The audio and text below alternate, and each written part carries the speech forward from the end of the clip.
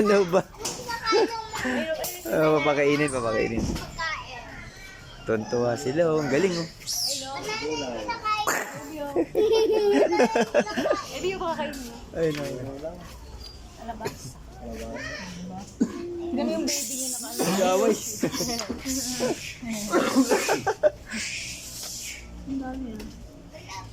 Ayun lang yung baby. Yan o. Galit siya. Ayun nakandun sa ano niya o. Yung baby o. Ayun o, nakalagay sa kanya o. Ayaw nga, no? Saan? Ayun yung baby o, nakandun sa kanya. Liit.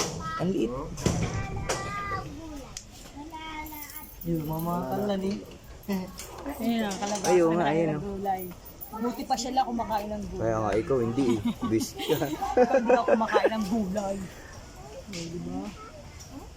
Hindi naman ang tao. Oo nga naman. Hindi yan eh.